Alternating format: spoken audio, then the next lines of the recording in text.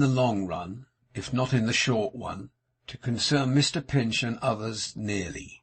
Mr Pecksniff asserts the dignity of outraged virtue. Young Martin Chuzzlewit forms a desperate resolution. Mr Pinch and Martin, little dreaming of the stormy weather that impended, made themselves very comfortable in the Pecksniffian halls, and improved their friendship daily. Martin's facility both of invention and of execution being remarkable, the grammar school proceeded with great vigour, and Tom repeatedly declared that if there were anything like certainty in human affairs, or impartiality in human judges, a design so new and full of merit could not fail to carry off the first prize when the time of competition arrived. Without being quite so sanguine himself, Martin had his hopeful anticipations too, and they served to make him brisk and eager at his task. "If I should turn out to be a great architect, Tom," said the new pupil one day, as he stood a little distance from his drawing and eyed it with much complacency, "I'll tell you what should be one of the things I'd build." "Aye," cried Tom, "what?" "Why, your fortune." "No," said Tom Pinch, quite as much delighted as if the thing were done. "Would you, though? How kind you are to say so."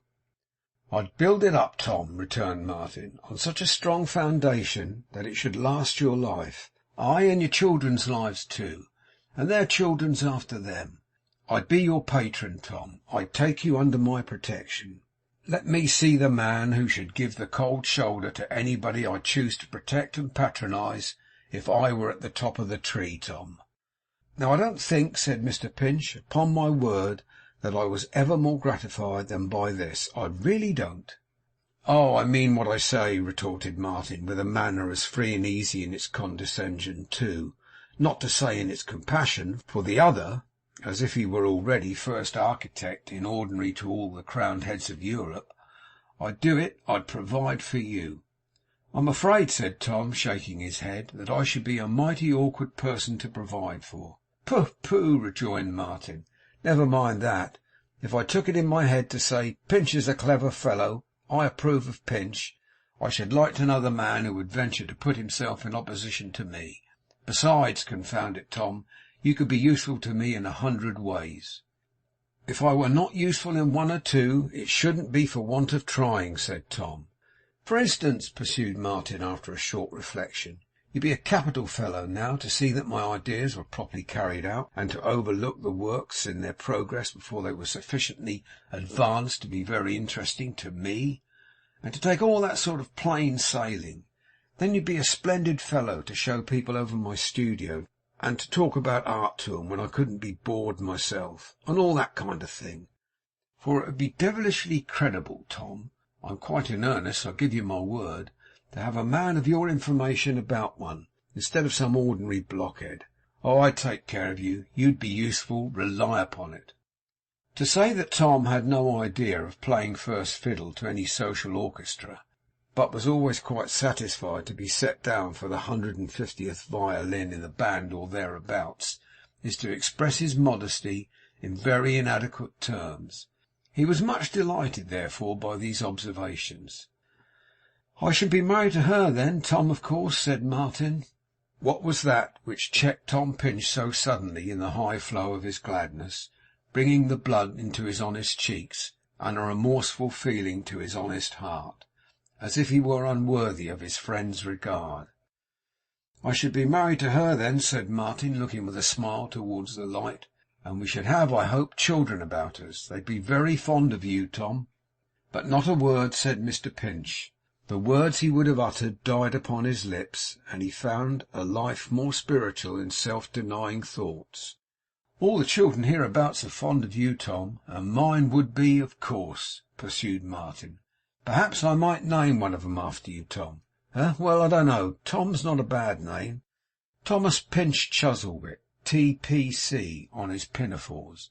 No objection to that, I should say." Tom cleared his throat and smiled. "She would like you, Tom, I know," said Martin. "Aye," cried Tom Pinch faintly. "I can tell exactly what she would think of you," said Martin, leaning his chin upon his hand, and looking through the window glass as if he read there what he said. "I know her so well. She would smile, Tom, often at first when you spoke to her, or when she looked at you, merrily too, but you wouldn't mind that. A brighter smile you never saw.' 'No, no,' said Tom, 'I wouldn't mind that.' 'She would be as tender with you, Tom,' said Martin, 'as if you were a child yourself. So you are, almost, in some things, ain't you, Tom?' Mr Pinch nodded his entire assent. 'She would always be kind and good-humoured and glad to see you,' said Martin, 'and when she found out exactly what sort of fellow you were, which she'd do very soon, she would pretend to give you little commissions to execute, and ask little services of you, which she knew you were burning to render, so that when she really pleased you most, she would try to make you think you most pleased her. She would take to you uncommonly, Tom, and would understand you far more delicately than I ever shall, and would often say, I know, that you were a harmless, gentle, well-intentioned, good fellow.'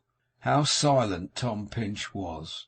'In honour of old times,' said Martin, 'and of her having heard you play the organ in this damp little church down here, for nothing too, we will have one in the house. I shall build an architectural music room on a plan of my own, and it'll look rather knowing in a recess at one end. There you shall play away, Tom, till you tire yourself, and, as you like to do so in the dark, it shall be dark, and many's the summer evening she and I will sit and listen to you, Tom, be sure of that.' It may have required a stronger effort on Tom Pinch's part to leave the seat on which he sat, and shake his friend by both hands, with nothing but serenity and grateful feeling painted on his face. It may have required a stronger effort to perform this simple act with a pure heart, than to achieve many and many a deed to which the doubtful trumpet blown by fame has lustily resounded. Doubtful, because from its long hovering over scenes of violence and smoke and steam of death have clogged the keys of that brave instrument, and it is not always that its notes are either true or tuneful. It is a proof of the kindness of human nature, said Tom characteristically, putting himself quite out of sight in the matter, that everybody who comes here, as you have done, is more considerate and affectionate to me than I should have any right to hope. If I were the most sanguine creature in the world, or should have any power to express, if I were the most eloquent, it really overpowers me. But trust me, said Tom, that I am not ungrateful, that I never forget, and that if I can ever prove the truth of my words to you, I will. 'That's all right,' observed Martin, leaning back in his chair with a hand in each pocket and yawning drearily. 'Very fine talking, Tom, but I am at Pecksniff's, remember, and perhaps a mile or so out of the high road to fortune just at this minute. So you've heard again this morning from what's-his-name, eh?' 'Who might that be?' asked Tom, seeming to enter a mild protest on behalf of the dignity of an absent person. 'You know, what is it, Northkey?' 'Westlock,' rejoined Tom, in rather a louder tone than usual. 'Ah, to be sure,' said Martin. 'Westlock. I knew it was something connected with a point of the compass and a door. Well, and what says Westlock?' 'Oh, he has come into his property,' answered Tom, nodding his head and smiling. 'He's a lucky dog,' said Martin. 'I wish it were mine instead. Is that all the mystery you were to tell me?' 'No,' said Tom, 'not all.' 'What's the rest?' asked Martin. 'For the matter of that,' said Tom, 'it's no mystery, and you won't think much of it, but it's very pleasant to me. John always used to say when he was here, mark my words, Pinch, when my father's executors cash up, he used strange expressions now and then, but that was his way.' 'Cash up's a very good expression,' observed Martin, 'when other people don't apply it to you. Well, what a slow fellow you are, Pinch.' 'Yes, I am, I know,' said Tom, 'but you'll make me nervous if you tell me so. I'm afraid you have to put me out a little now. I forgot what I was going to say.' 'When John's father's executors cashed up,' said Martin impatiently. 'Oh yes, to be sure,' cried Tom. 'Yes. Then, says John, I'll give you a dinner, Pinch, and come down to Salisbury on purpose. Now when John wrote the other day, the morning Pecksniff left, you know, he said his business was on the point of being immediately settled, and as he was to receive money directly, when could I meet him in Salisbury?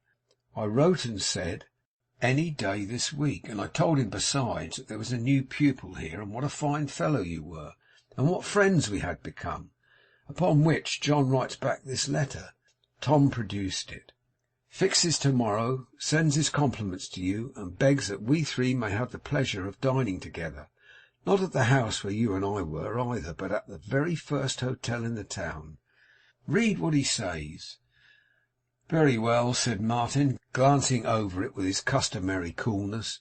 'Much obliged to him. I'm agreeable.' Tom could have wished him to be a little more astonished, a little more pleased, or in some form or another a little more interested in such a great event. But he was perfectly self-possessed, and falling into his favourite solace of whistling, took another turn at the grammar school as if nothing at all had happened. Mr Pecksniff's horse, being regarded in the light of a sacred animal, only to be driven by him, the chief priest of that temple, or by some person distinctly nominated for the time being to that high office by himself, the two young men agreed to walk to Salisbury, and so when the time came they set off on foot, which was, after all, a better mode of travelling than in the gig, as the weather was very cold and very dry. Better. A rare, strong, hearty, healthy walk. 4 statute miles an hour. Preferable to that rumbling, tumbling, jolting, shaking, scraping, creaking, villainous old gig. Why, the two things will not admit of comparison. It is an insult to the walk to set them side by side.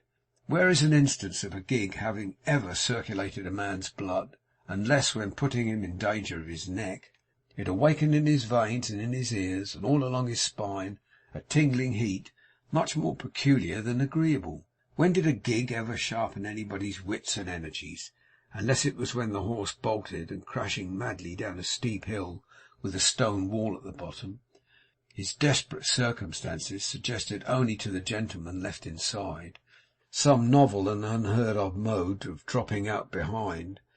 Better than the gig. The air was cold, Tom, so it was, there was no denying it, but would it have been more genial in the gig? The blacksmith's fire burnt very bright, and leapt up high, as though it wanted men to warm, but would it have been less tempting, looked at from the clammy cushions of a gig? The wind blew keenly, nipping the features of the hardy wight, who fought his way along, blinding him with his own hair, as if he'd had enough to it, and wintry dust, as if he hadn't stopped his breath, as though he had been soused in a cold bath, tearing aside his wrappings up, and whistling in the very marrow of his bones. But it would have done all this 100 times more fiercely to a man in a gig, wouldn't it? A fig for gigs. Better than the gig. When were travellers by wheels and hoofs seen with such red-hot cheeks as those? When were they so good-humouredly and merrily bloused? When did their laughter ring upon the air as they turned them round? What time the stronger gusts came sweeping up and facing round again as they passed by, dashed on in such a glow of ruddy health as nothing could keep pace with, but the high spirits it engendered. Better than the gig. Why, here is a man in a gig coming the same way now. Look at him as he passes his whip to his left hand, chafes his numbed right fingers on his granite leg, and beats those marble toes of his upon the footboard. Ha, ha! Who would exchange this rapid hurry of the blood for yonder stagnant misery, though its pace were 20 miles for 1? Better than the gig. No man in a gig could have such an interest in the milestones. No man in a gig could see or feel or think like merry users of their legs. How, as the wind sweeps on upon these breezy downs, it tracks its flight in darkening ripples on the grass, and smoothest shadows on the hills. Look round and round upon this bare bleak plain, and see even here upon a winter's day how beautiful the shadows are. Alas, it is the nature of their kind to be so. The loveliest things in life, Tom, are but shadows, and they come and go, and change and fade away, as rapidly as these.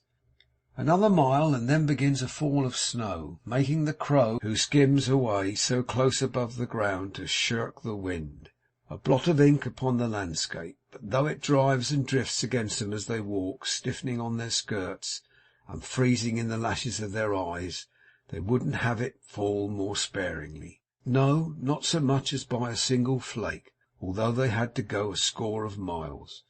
And lo, the towers of the old cathedral rise before them even now, and by they come into the sheltered streets, made strangely silent by their white carpet.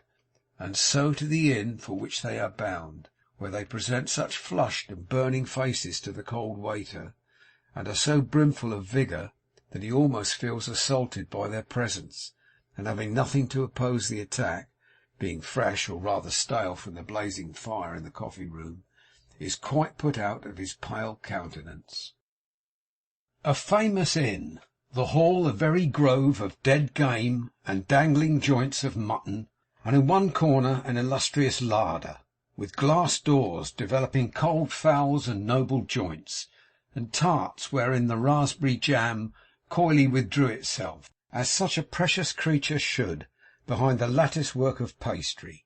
And behold, on the first floor at the court end of the house, in a room with all the window curtains drawn, a fire piled halfway up the chimney, plates warming before it, wax candles gleaming everywhere, and a table spread for 3, with silver and glass enough for 30. John Westlock, not the old John of Pecksniff's, but a proper gentleman, looking another and a grander person, with all the consciousness of being his own master and having money in the bank. And yet in some respects the old John too, for he seized Tom Pinch by both his hands the instant he appeared, and fairly hugged him in his cordial welcome. "And this," said John, "is Mr Chuzzlewit. I am very glad to see him." John had an off-hand manner of his own, so they shook hands warmly, and were friends in no time. "Stand off a moment, Tom," cried the old pupil, laying one hand on each of Mr Pinch's shoulders, and holding him out at arm's length. "Let me look at you. Just the same. Not a bit changed." "Why, it's not so very long ago, you know," said Tom Pinch, "after all." "It seems an age to me," cried John, "and so it ought to seem to you, you dog."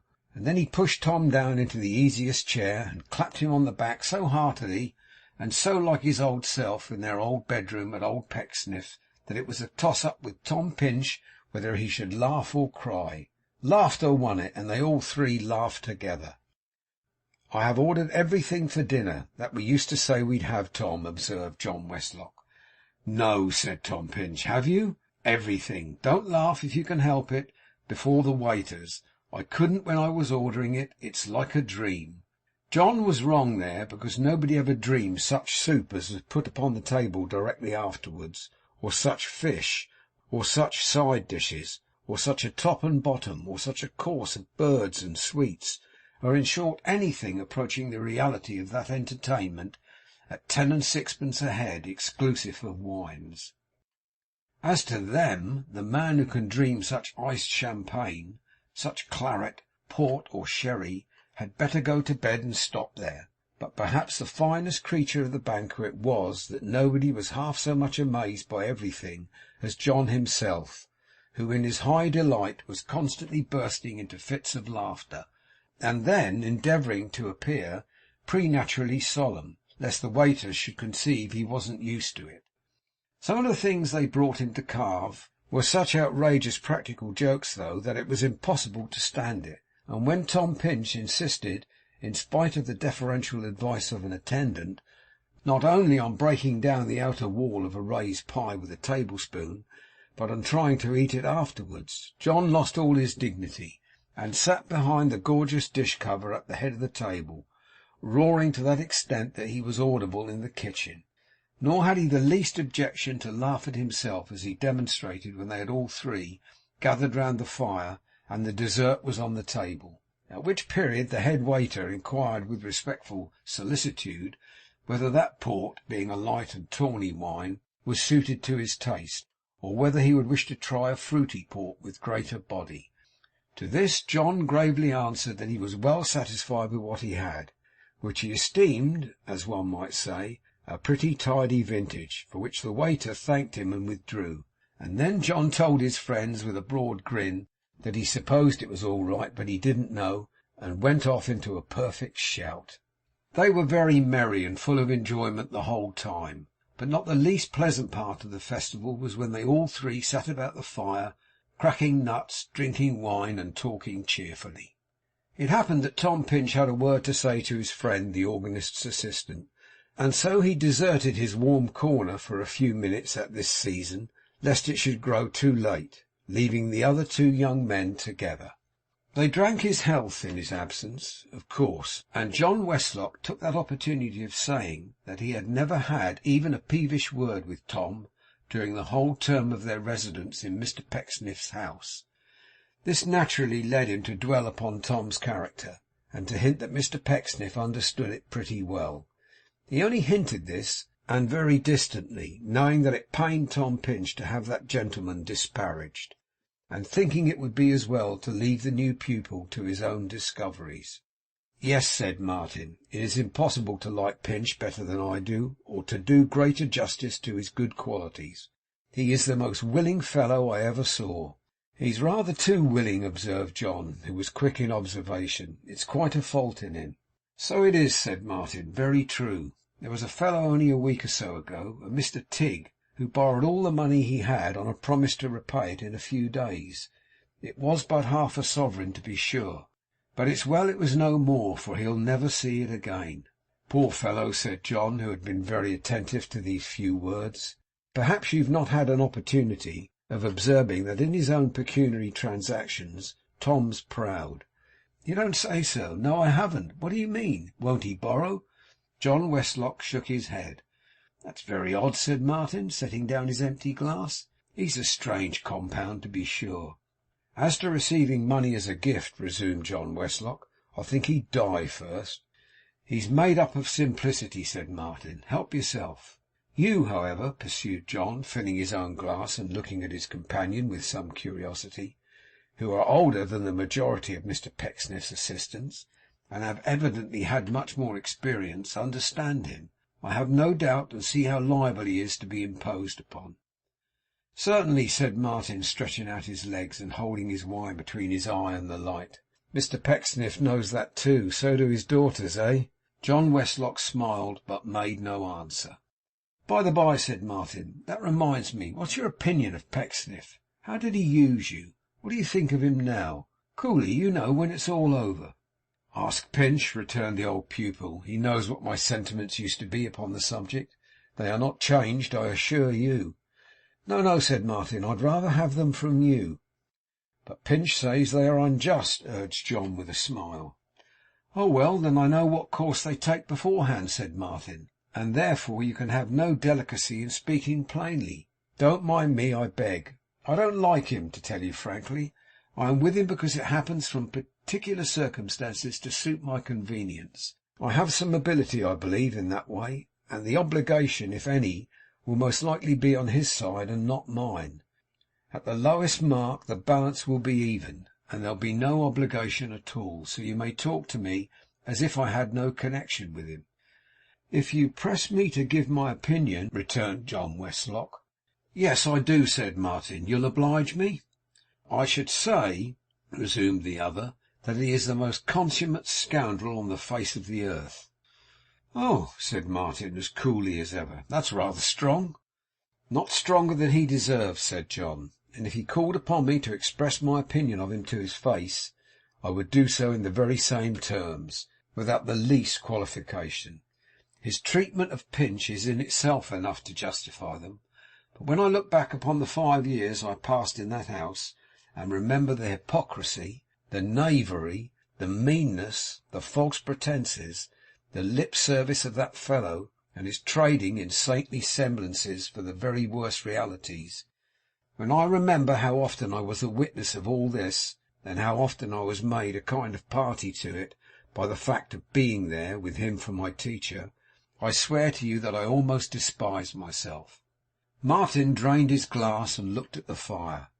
I don't mean to say that it is a right feeling, pursued John Westlock, because it was no fault of mine, and I can quite understand you, for instance, fully appreciating him, and yet being forced by circumstances to remain there, I tell you simply what my feeling is, and even now, when, as you say, it's all over, and when I have the satisfaction of knowing that he always hated me, and we always quarrelled, and I always told him my mind, even now I feel sorry that I didn't yield to an impulse I often had as a boy of running away from him and going abroad. Why abroad? Asked Martin, turning his eyes upon the speaker. In search, replied John Westlock, shrugging his shoulders, of the livelihood I couldn't have earned at home. There would have been something spirited in that. But come, fill your glass, and let us forget him.' 'As soon as you please,' said Martin. 'In reference to myself and my connection with him, I have only to repeat what I said before. I have taken my own way with him so far, and shall continue to do so, even more than ever. For the fact is, to tell you the truth, that I believe he looks to me to supply his defects, and couldn't afford to lose me. I had a notion of that in first going there. Your health!' 'Thank you,' returned young Westlock. 'Yours, and may the new pupil turn out as well as he can desire.' 'What new pupil?' 'Well, the fortunate youth born under an auspicious star,' returned John Westlock, laughing, 'whose parents or guardians are destined to be hooked by the advertisement.' 'What! Don't you know that he's advertised again?' 'No? Oh yes, I read it just before dinner in the old newspaper. I know it to be his, having some reason to remember the style. Hush! Here's Pinch. Strange, is it not, that the more he likes Pecksniff, if he can like him better than he does, the greater reason one has to like him? Not a word more, or we shall spoil his whole enjoyment.' Tom entered as the words were spoken, with a radiant smile upon his face, and rubbing his hands, more from a sense of delight than because he was cold, for he had been running fast. Sat down in his warm corner again, and was happy as only Tom Pinch could be. There is no other simile that will express his state of mind. 'And so,' he said, when he had gazed at his friend for some time in silent pleasure, 'so you really are a gentleman at last, John. Well, to be sure.' 'Trying to be, Tom, trying to be,' he rejoined good humouredly. 'There is no saying what I may turn out in time.' 'I suppose you wouldn't carry your own box to the mail now,' said Tom Pinch, smiling, 'as though you lost it altogether by not taking it.' 'Wouldn't I?' retorted John. 'That's all you know about it, Pinch. It must be a very heavy box that I wouldn't carry to get away from Pecksniff's, Tom.' 'There!' cried Pinch, turning to Martin. 'I told you so. The great fault in his character is his injustice to Pecksniff. You mustn't mind a word he says on that subject. His prejudice is most extraordinary.' 'In absence of anything like prejudice on Tom's part, you know,' said John Westlock, laughing heartily, as he laid his hand on Mr Pinch's shoulder, 'is perfectly wonderful. If one man ever had a profound knowledge of another, and saw him in a true light, and in his own proper colours, Tom has that knowledge of Mr Pecksniff.' 'Why, of course I have!' cried Tom. 'That's exactly what I have so often said to you. If you knew him as well as I do, John, I'd give almost any money to bring that about. You'd admire, respect, and reverence him. You couldn't help it. Oh, how you wounded his feelings when you went away!' 'If I had known whereabouts his feelings lay,' retorted young Westlock, 'I'd have done my best, Tom, with that end in view, you may depend upon it. But as I couldn't wound him in what he has not, and in what he knows nothing of, except in his ability to probe them to the quick in other people, I am afraid I can lay no claim to your compliment.' Mr Pinch, being unwilling to protract a discussion in which might possibly corrupt Martin, forbore to say anything in reply to this speech. But John Westlock, whom nothing short of an iron gag would have silenced when Mr Pecksniff's merits were once in question, continued notwithstanding. 'His feelings! Oh, he's a tender-hearted man. His feelings! Oh, he's a considerate, conscientious, self-examining, moral vagabond, he is. His feelings! Oh, what's the matter, Tom?' Mr Pinch was by this time erect upon the hearthrug, buttoning his coat with great energy. 'I can't bear it,' said Tom, shaking his head. 'No, I really cannot. You must excuse me, John. I have a great esteem and friendship for you. I love you very much, and have been perfectly charmed and overjoyed today to find you just the same as ever. But I cannot listen to this.' 'Why, it's my old way, Tom, and as you say yourself that you are glad to find me unchanged.' 'Not in this respect,' said Tom Pinch. 'You must excuse me, John. I cannot really. I will not. It's very wrong. You should be more guarded in your expressions. It was bad enough when you and I used to be alone together, but under existing circumstances I can't endure it. Really, no, I cannot indeed.' 'You are quite right,' exclaimed the other, exchanging looks with Martin, 'and I'm quite wrong, Tom. I don't know how the deuce we fell on this unlucky theme. I beg your pardon with all my heart.' 'You have a free and manly temper, I know,' said Pinch, 'and therefore your being so ungenerous in this one solitary instance only grieves me the more. It is not my pardon you have to ask, John. You have done me nothing but kindness.'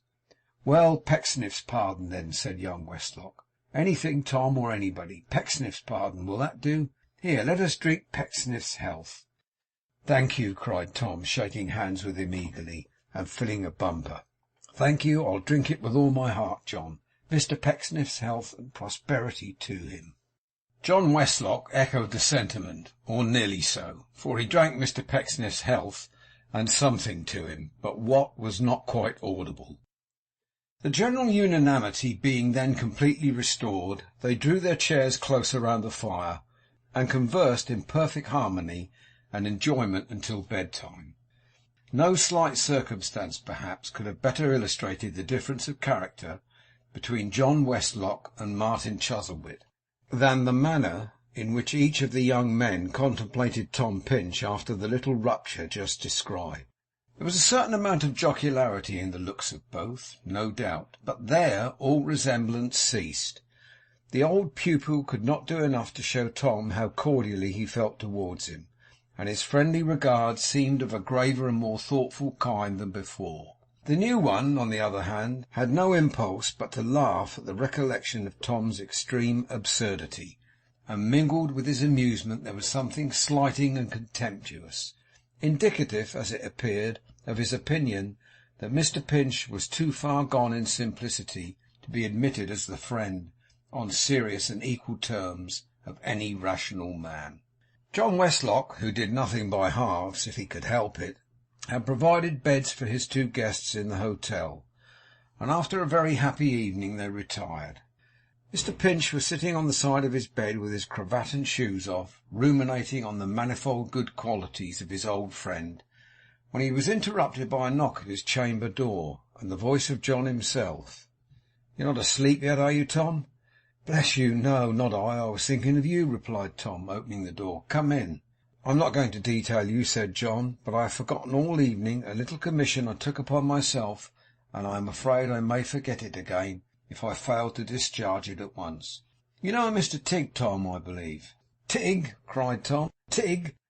The gentleman who borrowed some money off me?" "Exactly," said John Westlock. "He begged me to present his compliments and return it with many thanks.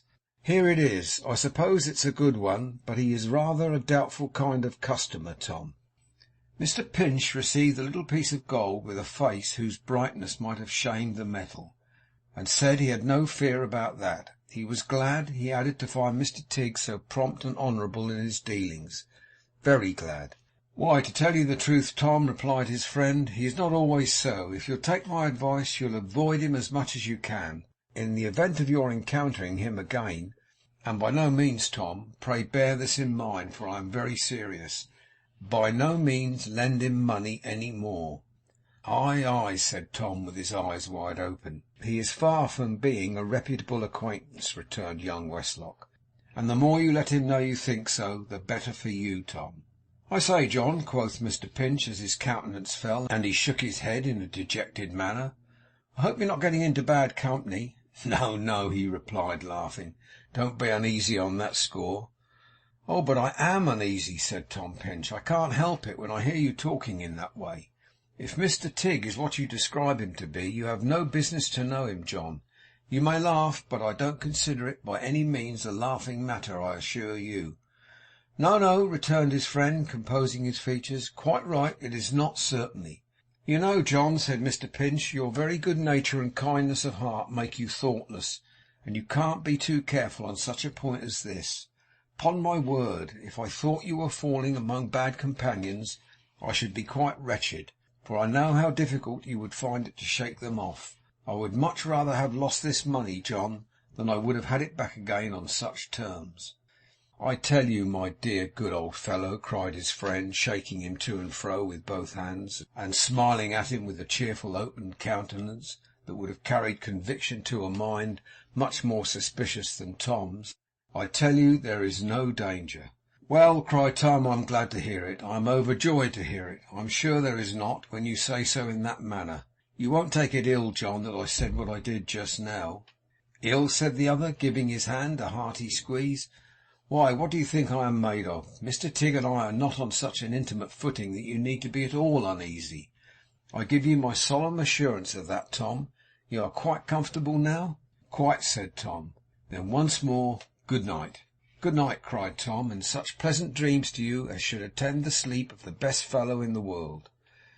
'Except Pecksniff,' said his friend, stopping at the door for a moment, and looking gaily back. 'Except Pecksniff,' answered Tom, with great gravity. 'Of course.' And thus they parted for the night, John Westlock full of light-heartedness and good humour, and poor Tom Pinch quite satisfied, though still, as he turned over on his side in bed, he muttered to himself, 'I really do wish for all that, though, he wasn't acquainted with Mr Tigg.' They breakfasted together very early next morning, for the two young men desired to get back again in good season, and John Westlock was to return to London by the coach that day. As he had some hours to spare, he bore them company for 3 or 4 miles on their walk, and only parted from them at last in sheer necessity. The parting was an unusually hearty one, not only between him and Tom Pinch, but on the side of Martin also, who had found the old pupil a very different sort of person from the milksop he had prepared himself to expect. Young Westlock stopped upon a rising ground when he had got a little distance, and looked back. They were walking at a brisk pace, and Tom appeared to be talking earnestly. Martin had taken off his greatcoat, the wind now behind them, and carried it upon his arm. As he looked, he saw Tom relieve him of it after a faint resistance, and throwing it upon his own to encumber himself with the weight of both.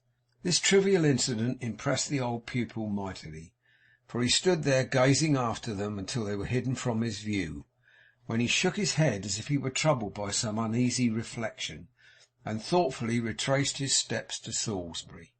In the meantime, Martin and Tom pursued their way until they halted safe and sound at Mr Pecksniff's house, where a brief epistle from that good gentleman to Mr Pinch announced the family's return by that night's coach. As it would pass the corner of the lane at about 6 o'clock in the morning, Mr Pecksniff requested that the gig might be in waiting at the finger post about that time, together with a cart for the luggage, and to the end that he might be received with the greater honour, the young men agreed to rise early and be upon the spot themselves.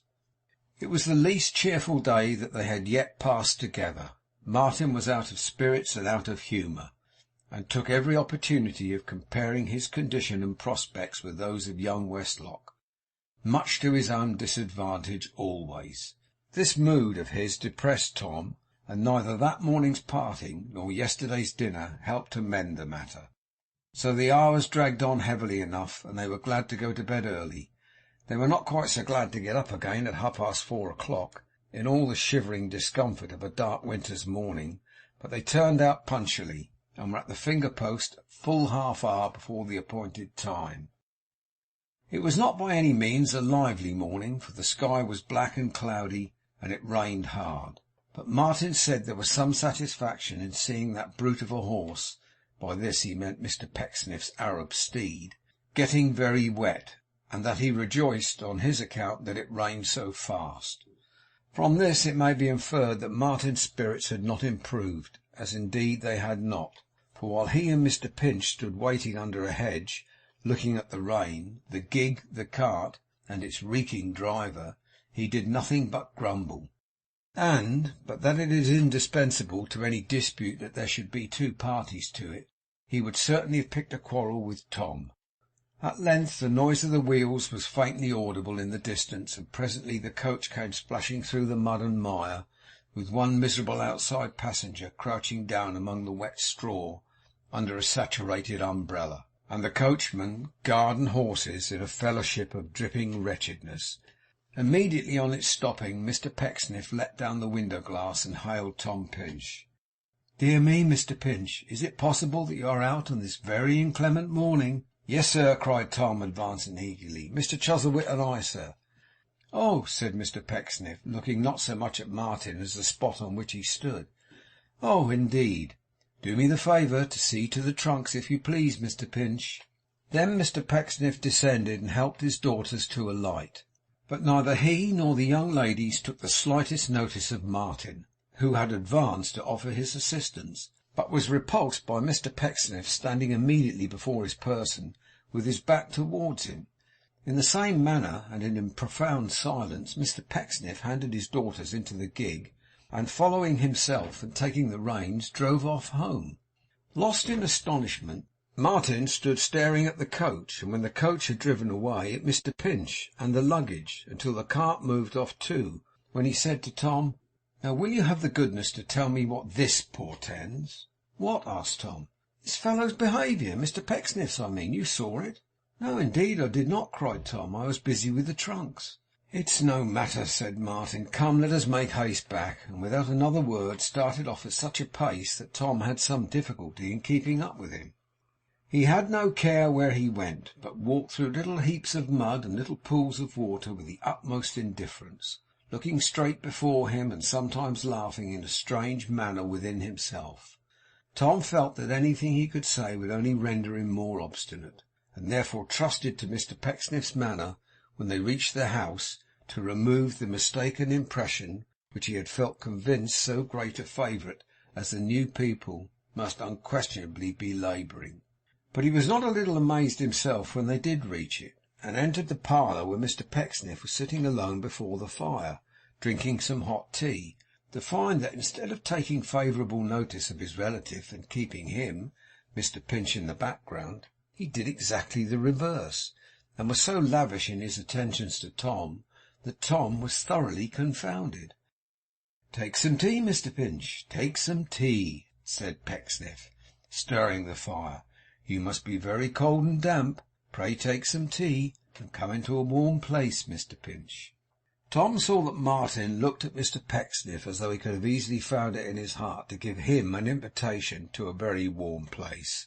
But he was quite silent, and standing opposite that gentleman at the table, regarded him attentively.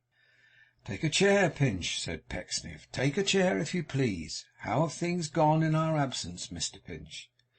You very much pleased with the grammar school, sir," said Tom. "It's nearly finished." "You will have the goodness, Mr Pinch," said Pecksniff, waving his hand and smiling. "We will not discuss anything connected with that question at present. What have you been doing, Thomas, Mr Pinch looked from master to pupil, and from pupil to master, and was so perplexed and dismayed that he wanted presence of mind to answer the question. In this awkward interval, Mr Pecksniff, who was perfectly conscious of Martin's gaze, though he had never once glanced towards him, poked the fire very much, and when he couldn't do that any more, drank tea assiduously. "Now, Mr Pecksniff," said Martin at last, in a very quiet voice, "if you have sufficiently refreshed and recovered yourself, I should be glad to hear what you mean by this treatment of me." "And what?" said Mr Pecksniff, turning his eyes on Tom Pinch even more placidly and gently than before. "What have you been doing, Thomas, When he had repeated this inquiry, he looked round the walls of the room as if he were curious to see whether any nails had been left there by accident in former times. Tom was almost at his wits' end what to say between the two, and had already made a gesture as if he would call Mr Pecksniff's attention to the gentleman who had last addressed him, when Martin saved him further trouble by doing so himself. "Mr Pecksniff," he said softly, rapping the table twice or thrice, and moving a step or two nearer so that he could have touched him with his hand, "you heard what I said just now. Do me the favour to reply, if you please. I ask you," he raised his voice a little here, "what do you mean by this?" "I will talk to you, sir," said Mr Pecksniff in a severe voice, as he looked at him for the first time, "presently." "You are very obliging," returned Martin. "Presently will not do. I must trouble you to talk to me at once." Mr Pecksniff made a feint of being deeply interested in his pocket book, but it shook in his hands, he trembled so. "Now," retorted Martin, rapping the table again. "Now. Presently will not do. Now." "Do you threaten me, sir?" cried Mr Pecksniff. Martin looked at him and made no answer, but a curious observer might have detected an ominous twitching at his mouth, and perhaps an involuntary attraction of his right hand in the direction of Mr Pecksniff's cravat. "I lament to be obliged to say, sir," resumed Mr Pecksniff, "that it would have been quite in keeping with your character if you did threaten me. You have deceived me. You have imposed upon a nature which you knew to be confiding and unsuspicious. You have obtained admission, sir," said Mr Pecksniff, rising, "to this house on perverted statements and on false pretences." "Go on," said Martin with a scornful smile. "I understand you now. What more?" "There is much more, sir," cried Mr Pecksniff, trembling from head to foot, and trying to rub his hands as though he were only cold. "There is much more. If you force me to publish your shame before a third party, which I was unwilling and indisposed to do, this lowly roof, sir, must not be contaminated by the presence of one who has deceived, and cruelly deceived, an honourable, beloved, venerated, and venerable gentleman, and who wisely suppressed that deceit from me when he sought my protection and favour, knowing that, humble as I am an honest man, seeking to do my duty in this carnal universe, and setting my face against all vice and treachery. I weep for your depravity, sir," said Mr Pecksniff. "I mourn over your corruption. I pity your voluntary withdrawal of yourself from the flowery paths of purity and peace." Here he struck himself upon his breast, or moral garden. "But I cannot have a leper and a serpent for an inmate." "Go forth," said Mr Pecksniff, stretching out his hand. "Go forth, young man. Like all who know you, I renounce you." With what intention Martin made a stride forward at these words is impossible to say. It is enough to know that Tom Pinch caught him in his arms, and that at the same moment Mr Pecksniff stepped back so hastily that he missed his footing, tumbled over a chair, and fell in a sitting posture on the ground, where he remained without an effort to get up again, with his head in a corner, perhaps considering it the safest place. "Let me go, Pinch," cried Martin, shaking him away. "Why do you hold me? Do you think a blow could make him a more abject creature than he is? Do you think that if I spat upon him I could degrade him to a lower level than his own? Look at him, Pinch." Mr Pinch involuntarily did so. Mr Pecksniff, sitting, as has already been mentioned, on the carpet, with his head in an acute angle of the wainscot, and all the damage and detriment of an uncomfortable journey about him, was not exactly a model of all that is prepossessing and dignified in man, certainly. Still he was Pecksniff. It was impossible to deprive him of that unique and paramount appeal to Tom, and he returned Tom's glance as if he would have said, "Aye, Mr Pinch, look at me. Here I am. You know what the poet says about an honest man, and an honest man is one of the few great works that can be seen for nothing. Look at me." "I tell you," said Martin, "that as he lies there, disgraced, bought, used, a cloth for dirty hands, a mat for dirty feet, a lying, fawning, servile hound, he is the very last and worst amongst the vermin of the world. And mark me, Pinch, the day will come, he knows it, see it written on his face while I speak, when even you will find him out, and will know him as I do, as he knows I do. He renounce me! Cast your eyes on the renouncer, Pinch, and be the wiser for the recollection." He pointed at him as he spoke with unutterable contempt, and flinging his hat upon his head, walked from the room and from the house. He went so rapidly that he was already clear of the village when he heard Tom Pinch calling breathlessly after him in the distance. "Well, what now?" he said, when Tom came up. "Dear, dear," cried Tom, "are you going?" "Going!" he echoed. "Going! I didn't so much mean that, as you were going now, at once, in this bad weather, on foot, without your clothes, and with no money," cried Tom. "Yes," he answered sternly, "I am." "And where?" cried Tom. "Oh, where will you go?" "I don't know," he said. "Yes, I do. I'll go to America." "No, no," cried Tom, in a kind of agony. "Don't go there. Pray don't. Think better of it. Don't be so dreadfully regardless of yourself. Don't go to America." "My mind is made up," he said. "Your friend was right. I'll go to America. God bless you, Pinch." "Take this," cried Tom, pressing a book upon him in great agitation. "I must make haste back, and can't say anything I would. Heaven be with you. Look at the leaf I have turned down. Goodbye, goodbye." The simple fellow wrung him by the hand, and with tears streaming down his cheeks, they parted hurriedly upon their separate ways. End of chapter 12.